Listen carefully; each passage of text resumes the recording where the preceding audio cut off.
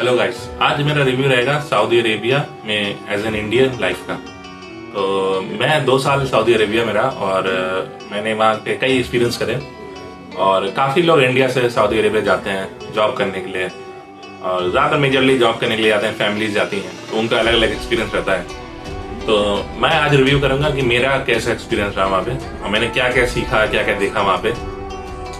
मैंने क्योंकि वहाँ 2 साल गुजारे और मैंने कई शहरों में रहा वहाँ पे, मक्का में, मदीना में और जिद्दा में और रियाद में। तो मेरा काफ़ी एक्सटेंसिव एक्सपीरियंस है कि किस तरह से वहाँ लोग जीते हैं, वहाँ क्या प्रॉब्लम्स फेस करनी पड़ती हैं, क्या अच्छाइयाँ हैं, क्या बुराइयाँ हैं, इंडिया से क्या फ़र्क है, इंडिया से क्या सिमिलैरिटीज़ हैं। तो ये बेसिकली आज मैं इस वीडियो में बताऊँगा।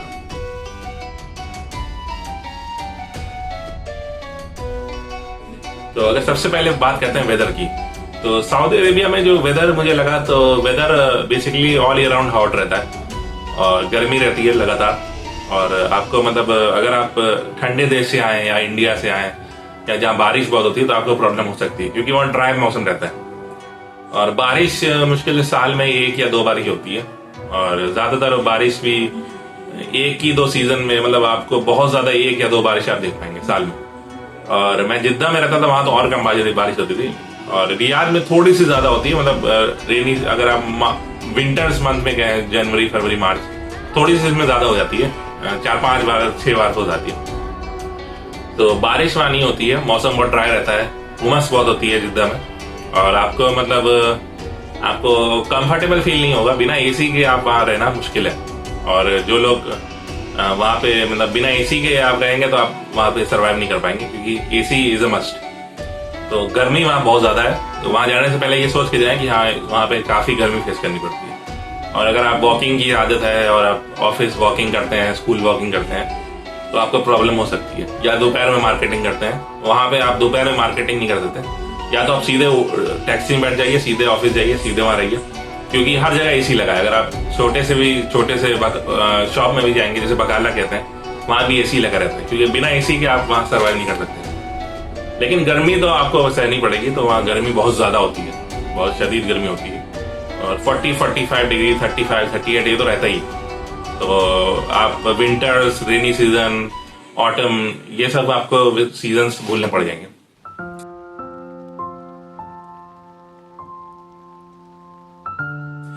सेकेंड बात करते हैं वहाँ पे लैंग्वेज की। लैंग्वेज वहाँ पे ज़्यादातर लोग अरबी बोलते हैं और वहाँ पर इंडियन की पॉपुलेशन, पाकिस्तानी पॉपुलेशन कम कह सकते हैं, बहुत ज्यादा नहीं है।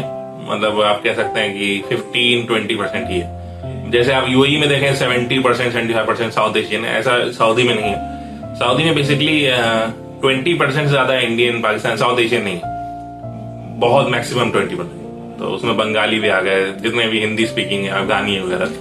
तो वहां पे ज्यादातर लोग अरबी बोलेंगे और अरबी भी वो लोग थोड़ी कॉम्प्लेक्स वाली बोलते हैं। तो आप अगर अरबी सीख सकते हैं ठीक है, अगर नहीं सीख सकते हैं तो आप इंग्लिश में ही प्रेफरेबल है कि आप बात करें। कुछ चीजें हैं, कुछ छोटे छोटे जो वर्ड्स हैं अरबी के, वो आपको याद करने पड़ेंगे। टैक्सी लेते समय जो वहाँ पैसा है, जो वहाँ का न्यूमरल्स हैं, वो बस आप याद करें तो आप रह सकते हैं। लैंग्वेज की ऐसे बहुत बड़ी समस्या नहीं है, लेकिन वो लोग इंग्लिश तो समझते हैं और खासकर यूथ जो उनका है वो इंग्लिश समझता है। तो लैंग्वेज अरेबिक और इंग्लिश ही मेनली चलती है। लेकिन अगर आप इंडियन पाकिस्तानी से मिलते हैं, कई बार ऐसा भी होता है कि आप इंडियन पाकिस्तानी रेस्टोरेंट जाते हैं, वो भी आपसे अरबी में बात करेगा। तो जबकि उसे पता रहता है कि हाँ इन्हें नहीं मालूम है, तब भी वो आपसे अरबी में कई बार बोलेगा।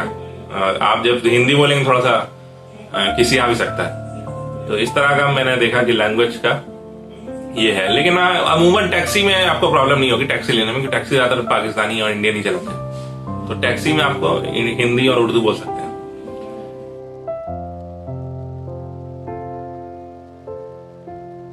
इसके बाद करते हैं वहाँ के कल्चर की। कल्चर वहाँ का कुछ ऐसा है कि कल्चर कंजर्वेटिव कह सकते हैं। ज्यादातर औरतें मतलब नकाब में रहती हैं और आदमी उनके जो ड्रेस रहता है वो रहता है। पर ऐसा विजिबली तो मुस्लिम है, लेकिन ऐसा कोई बहुत खास मतलब मुस्लिम अगर आप कहें उनके अंदर बहुत इखलाक कह सकते हैं, या फिर कोई इस्लामिक चैरिटी कह सकते हैं, तो वो कुछ खास उनके अंदर नहीं है। ऐसा नहीं होगा कि आपको कोई पैसा दे दे, या फिर कोई भी जैसा बताते हैं कि अरे वहां तो पैसा मिल जाता है, तो ऐसा नहीं होगा। अब जब जाएंगे तो आप जो आप कमा रहे हैं बस वही आपको मिलेगा, ऐसा कोई एक्स्ट्रा कुछ भी नहीं मिलने वाला है। तो आप ये सोच के मत जाइए कि अरे नहीं तो वहां तो ऐसे भी मिल जाता है। कई लोग बोलते हैं वहां मस्जिदों में खाना पड़ता है, ये होता है, वो सब नहीं होता है। तो इस भ्रम में अपना रहे कि वहां खाना मिलेगा या फिर पानी, जो भी आप सोच रहे हैं। बहुत ज्यादा आपको फ्री पानी कहीं कहीं मिल सकता है मस्जिद में या इधर उधर, बस इससे ज्यादा आपको कुछ भी नहीं मिलेगा। रमजान में भी आपको कुछ नहीं मिलेगा। मैंने वहां 2-3 रमजान गुजारे, 3 रमजान मेरे गुजरे, लेकिन ऐसा कुछ नहीं है कि कभी कभार जो आते भी है तो फिर वो बहुत ज्यादा जो मीडियोकर खाना होता है, जो वहां का बिल्कुल जो मजदूर वगैरह खाते हैं वो वाला खाना आपको बांट देंगे। उससे ज्यादा अच्छा खाना ये सब आप ना सोच के जाइए। तो जो आपकी सैलरी है बस वही आपकी होगी। बाकी कल्चर में ऐसा कुछ खास इस्लामिक कल्चर नहीं है, मतलब दिखने में वो लगता है कि हाँ बहुत इस्लामिक है, लेकिन ऐसे जनरली देखा जाए तो जैसे ईद में भी कोई ऐसा कुछ खास सैक्रिफाइस वगैरह जो होती है हम लोग ईद उल अजहा में, वो भी आपको नहीं देखने को मिलेगी। वो सब कहाँ करते हैं, थोड़ा पीछे हो जाती है। ईद उल फितर में भी ऐसा नहीं है कि आपको कोई बुला के ईद उल फितर कर रहा है। सलाम दुआ भी कम ही होती है, अब तो बहुत कम गुड मॉर्निंग और गुड इवनिंग पे आ गए। तो इसलिए क्या है कि ऐसा बहुत स्ट्रॉन्ग इस्लामिक कल्चर नहीं है, लेकिन मक्का मदीना में भी आप देखेंगे कि उतना उस लेवल का नहीं है। जो गार्ड्स वगैरह वहां के हैं वो आपको धक्का दे देंगे, आपको कई बार वो भी कर सकते हैं। तो अब ये सोच के मत जाइए कि वहां पे बहुत दीनी कल्चर होगा या फिर बहुत ज्यादा वहां पे कोई इखलाक आपसे दिखाएगा या फिर अच्छी तरह बात करेगा। जनरली अगर आप ब्राउन है, इंडियन पाकिस्तानी है, ये इस तरह के हैं, तो फिर आपको जनरली एक हेट तो नहीं कह सकते लेकिन अनवेलकम फीलिंग आएगी। बेसिकली वो लोग हिंदी भी अगर आप बोलेंगे तो वो लोग खुश नहीं होते हैं इस बात पे। तो जनरली आप अनवेलकम रूप में देखे जाएंगे और काम होते ही आपको निपटा दिया जाएगा। तो इसलिए क्या है, सिर्फ काम के लिए ही आपका यूज होगा और ऐसा कोई खास आपसे कोई रिलेशन रखेगा नहीं। वहां के लोकल ज्यादा आपसे बात नहीं करेंगे, तो बात करेंगे भी तो उन्हें कुछ सीखना होगा तो बात करेंगे। ऐसा कुछ जैसा आप सोच रहे हैं वैसा नहीं होता है। तो ये भी आपके ध्यान में रखिए।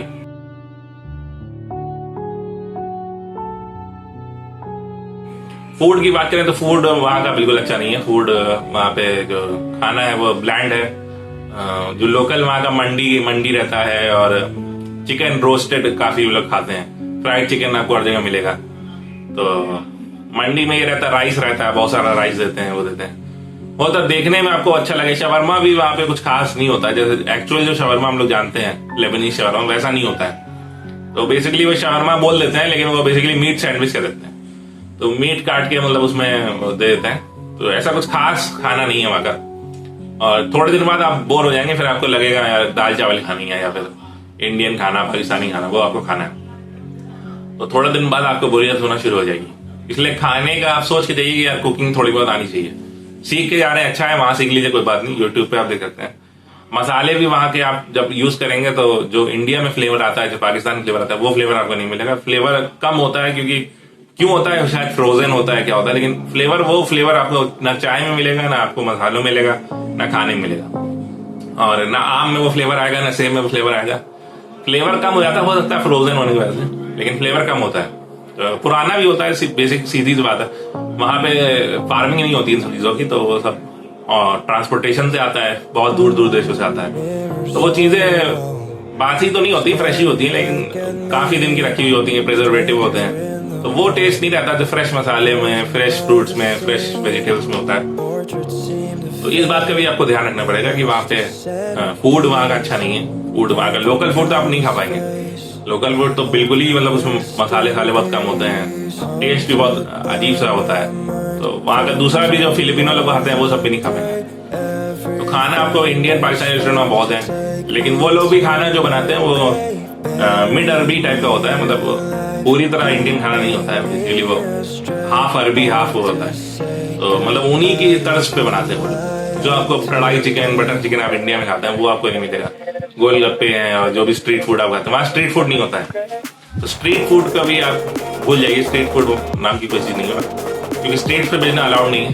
तो आपको या तो रेस्टोरेंट में जाइए, या तो आप खुद बनाइए, या तो आप छोटे छोटे बकाले हैं उसमें सैंडविच वगैरह मिलता है। तो ज्यादा मेरा नाश्ता भी सैंडविच से ही होता था। सैंडविच में वहाँ पे मीट रैप कर देते हैं, थोड़ी बहुत सब्जी डाल देते हैं, अंडा डाल देते हैं, लेकिन वो मजा नहीं आता। जो मजा यहाँ की पूरी सब्जी में है, जो मजा यहाँ के खाने में है, वो मजा नहीं आता है। तो बेसिकली आप खाइए, लेकिन थोड़े दिन बाद आपको तलब होगी, भले ही आप कितने भी हो, लेकिन आपको लगेगा यार मुझे इंडिया खाना है या फिर पाकिस्तान खाना है। हम लोग का खाना थोड़ा मसालेदार ज़्यादा रहता है, तो वहाँ पे आपको वो खाने की वो ब्यूटी नहीं मिली। उसके बाद वो लोग बहुत ज़्यादा मीट खाते हैं, मतलब हर चीज़ में मीट रहता है, तो कोलेस्ट्रॉल और ये सब आपका स्पाइक कर देगा, शुगर है और जो भी आपके लीवर फैट हो जाएगा, आपका वेट बहुत बढ़ जाएगा, 10-12 किलो वेट बढ़ जाएगा। तो इस बात का भी ध्यान रखें, इसलिए मेडिकल चेकअप जरूर कराते हैं, नहीं तो फिर आपका बहुत जल्दी आपकी तबीयत बिगड़ सकती है। और जितना आप इंडिया में खाते हैं उसका आधा ही वहाँ खाइए, ये तो मेरा रिकमेंडेशन है। तो अगर न्यू कमर्स जा रहे हैं तो उन्हें ये बात ध्यान रखनी है कि वहाँ पे ज़्यादा नहीं खाना है, खाना लिमिटेड है, और क्योंकि वहाँ खाना बहुत ज़्यादा तेज़ी से आपका कोलेस्ट्रॉल सब कुछ अप डाउन कर देगा।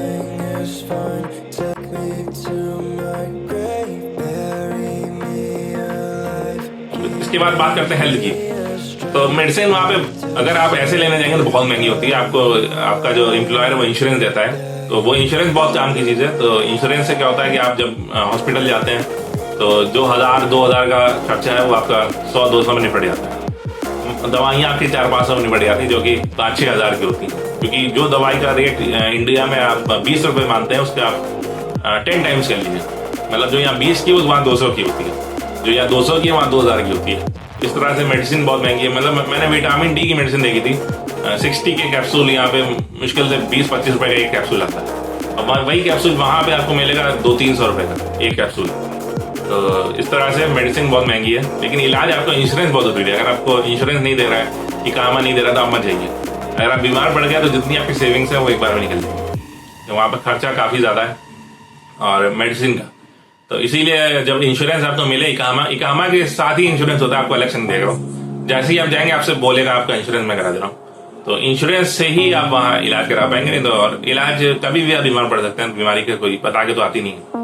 तो ये वहाँ का हेल्थ कंडीशन है। बाकी जो इलाज है वो इंडिया से, पाकिस्तान का तो नहीं मालूम, इंडिया से तो इंफीरियर है, मतलब उतना अच्छा इलाज नहीं है। जो यहाँ पे मतलब 20 तक दवाई दे देते हैं तरह तरह की, वो उस तरह का नहीं है। वहाँ बेसिकली जेनेरिक दवाइयाँ 3-4 होती हैं वही देते हैं, तो आपकी बीमारी पूरी तरह तो सही नहीं हो पाएगी। मान लीजिए आपको कोई लीवर की प्रॉब्लम है, तो इंडिया में मान लीजिए वो आपको 6 दवाइयाँ देगा, वहाँ पे आपको सिर्फ 1 या 2 दे देगा, वो भी आपसे बोलेगा 3 महीने खाओ। तो यहाँ पे आपको स्पेसिफिक दवाई देगा, वहाँ जेनेरिक दवाई देगा। ये प्रॉब्लम, इसलिए आपको सीरियस डिजीज है तो ना जाइए, या जा रहे हैं तो फिर इंडिया में इलाज करा के इंडिया दवाई लेके जाइए।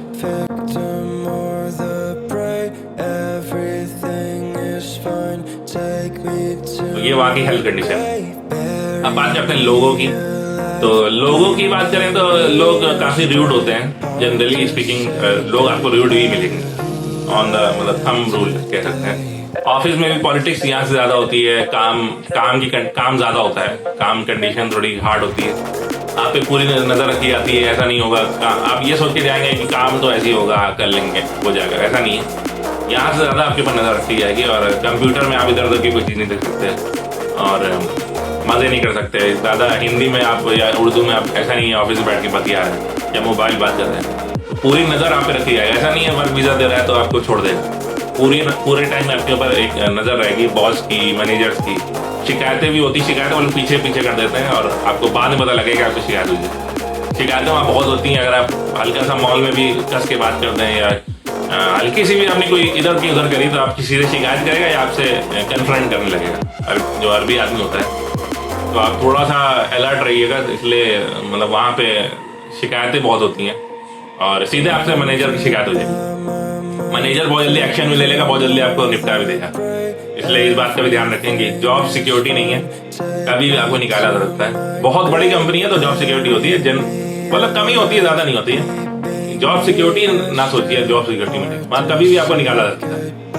और आपके जो को वर्कर्स होंगे उनसे ज्यादा बुराई ना करिए किसी की, उनसे ज्यादा बातें ना करिए, क्योंकि वो लोग भी आगे पीछे लगे रहते हैं। अगर आपकी नेशनैलिटी का इंडियन है पाकिस्तान, तब आप बात कर सकते हैं, वो आपकी उतनी नहीं करेगा और मतलब आपको उतना परेशान नहीं करेगा। लेकिन अगर आप फंस गए तो फिर वो भी आपका साथ छोड़ देगा। तो लेकिन हाँ, उनसे आप दोस्ती कर सकते हैं। बाकी अगर आप दूसरी नेशनैलिटी से है तो वो लोग काफी वहाँ anti Indian, anti Pakistani feeling है। वो लोग पसंद नहीं करते हैं कि ये लोग आए हैं, वो है, उन्हें लगता है कि हम लोग इनकी जॉब छीन रहे हैं। खासकर इजिप्शियन लोग जो है काफी ज्यादा परेशान करते हैं उधर, और लेबनीज हैं, इजिप्शियन है, सीरियन है, वहाँ के लोकल लोग परेशानी करते हैं, लोकल लोग अच्छे हैं, लोकल लोग अपने काम से मतलब रखते हैं, लोकल लोग को आप डिस्टर्ब मत करिए, वो आपको डिस्टर्ब। जनरली तो यही है, कोई आपको एक का दुक्का एक्सेप्शनल तो मिल ही आते हैं, लेकिन जनरली आपको ज़्यादातर जो परेशान करेंगे इजिप्शियन होंगे और जो इधर उधर के होंगे। और इंडिया से जो लोग जा रहे हैं उनके लिए भी एक मैसेज है कि साउथ इंडियन लोग से थोड़ा दूर रहें अगर आप नॉर्थ इंडिया जा रहे हैं, क्योंकि वो लोग भी आपको अपने ग्रुप में शामिल नहीं करेंगे। और हिंदी जैसे ही आप हिंदी बोलेंगे वैसे ही वो आपके अगेंस्ट हो जाएंगे और आपसे दूरी बना लेंगे, आपको पसंद नहीं करेंगे। तो उनसे भी थोड़ा अलर्ट रहिएगा, खासकर केरला के लोग हैं और जो कई जगह के लोग हैं, बंगाली लोग हैं, तो ये लोग आपसे बिल्कुल कोई ना रिलेशन रखेंगे ना आपको जॉब में हेल्प करेंगे, और हो सकता है आपकी बुराई करते हैं, हो सकता है आपके पीछे शिकायत करते हैं। तो ऐसे लोगों से भी सतर्क रहिएगा।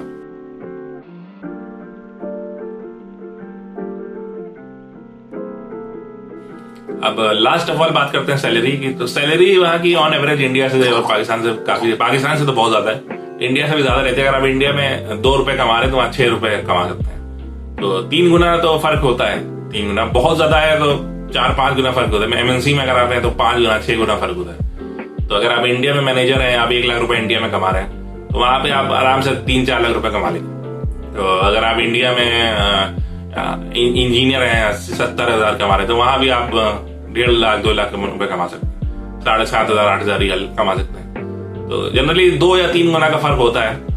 लेकिन अगर आप लोअर प्रोफेशन में हैं, अगर आप मजदूर हैं, छोटे प्रोफेशन में हैं, क्लीनर हैं और घर की देखभाली करने वाले हैं, तब फिर आपके लिए बहुत बुरा है कि वहाँ 800 1200 1500 रियाल इसी रेंज में होता है, 25-30 हजार 15,000। अगर आपका बहुत ही बुरा हाल है तब तो आप जा सकते हैं, लेकिन अगर आप यहाँ थोड़ा भी ठीक ठाक कर रहे हैं तो आप मत जाइए, क्योंकि वहां जाके मेहनत बहुत ज्यादा होती है, गर्मी बहुत ज्यादा होती है, कोई आपका दोस्त नहीं होगा, कोई बोलने वाला नहीं होगा, तो आप परेशान रहेंगे। तो इसलिए आप सोच समझ के ही जाइए। तो ये मेरा रिव्यू था, क्योंकि ये मैंने चीजें देखी, ये कोई बताता नहीं है और ये आपको कोई इन्फॉर्म नहीं करेगा, और क्योंकि ये मेरा एक्सपीरियंस है, मैंने देखी, ये बातें मुझे भी नहीं बताती, वहां जाके पता लगी। तो इसलिए क्या है, ये जब आप जाइए तो ये वीडियो जरूर देख के जाइए। और hope you like my video, please like share and subscribe. Thank you.